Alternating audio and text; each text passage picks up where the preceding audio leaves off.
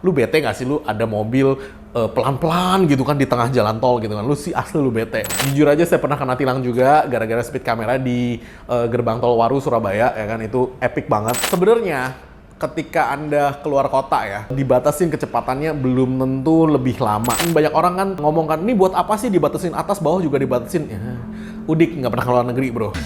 Cari bengkel mobil yang tepat, ayo ke dokter mobil aja. Jujur, cepat dan juga lengkap, ayo ke dokter mobil aja. Kualitas yang terbaik, harga juga bersahabat. Percayalah, di dokter mobil pasti beres.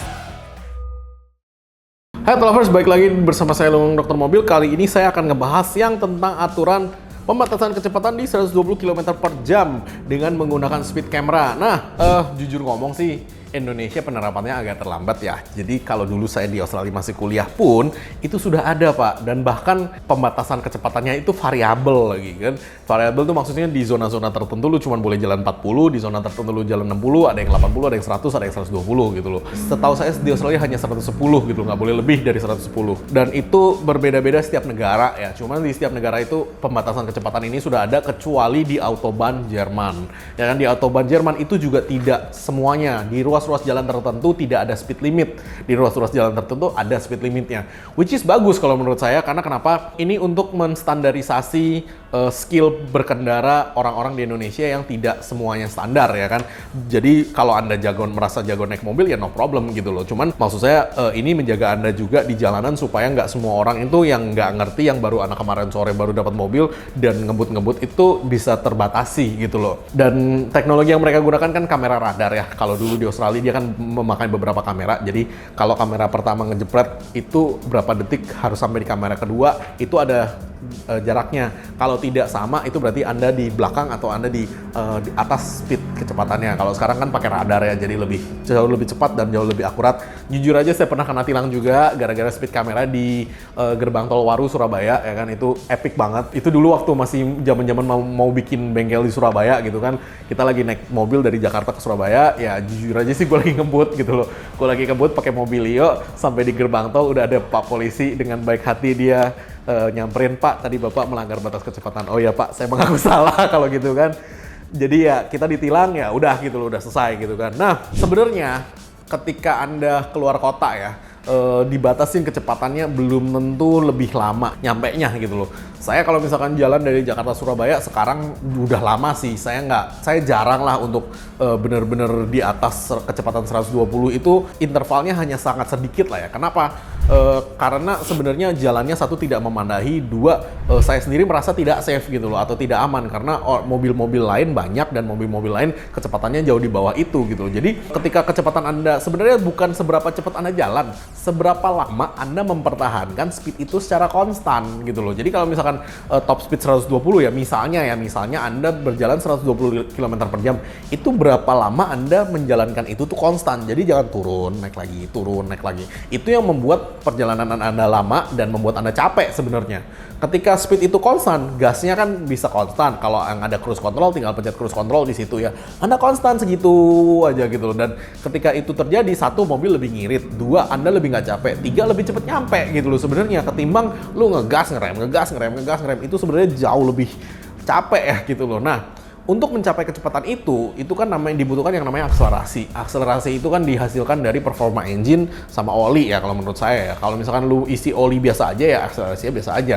Lu isi oli bagus ya otomatis lah ya. Yang udah pernah nyobain oli bagus pasti setuju sama saya gitu kan. Akselerasinya lebih gampang. Akselerasi itu diasosiasikan dengan torsi ya gitu. Nah, untuk mengembalikan torsi ke normal yang bisa Anda lakukan di mobil ketika misalkan tarikannya kurang enak, itu Anda bisa melakukan tune up jet clean di dokter mobil supaya semua komponen-komponen Anda itu bisa kayak baru lagi gitu loh. Ketika komponen semua kayak baru, pembakaran sempurna, otomatis torsi atau tarikannya juga balik sempurna lagi ke normal gitu loh. Kalau Anda merasa kurang ya tinggal di remap ya kan. Tinggal di remap atau tinggal kita kasih spare part-nya supaya ya torsinya naik gitu loh. Lebih cepat nyampe 120 km per jam gitu loh. Kalau horsepower itu top speed-nya lebih banyak. Jadi 120 misalkan, kan top speed nggak mungkin 120 ya, top speed misalkan Anda udah ngegas total full, mentok itu misalkan 160, 180 gitu kan. Horse speed yang lebih besar otomatis dengan body yang sama, otomatis akan membuat Anda top speed-nya lebih besar juga gitu loh.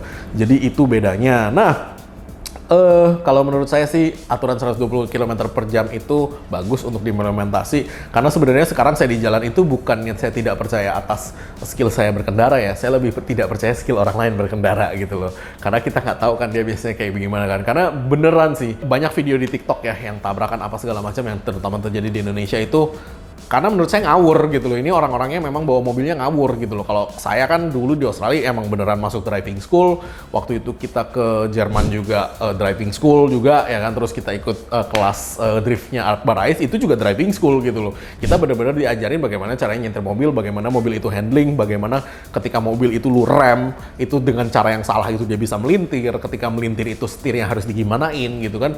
Itu kan nggak ada yang belajar gitu loh di Indonesia. Makanya gua lebih takut atas orang lain. Nah, dan dengan dibatasinya kecepatan itu, saya berharap lebih sedikit terjadi kecelakaan dan orang-orang bisa lebih nyaman berkendara gitu loh di tolnya gitu. Dan bener, dibatasin kecepatan bawah juga, itu penting. Kenapa? Lu bete nggak sih lu ada mobil pelan-pelan gitu kan di tengah jalan tol gitu kan, lu sih asli lu bete.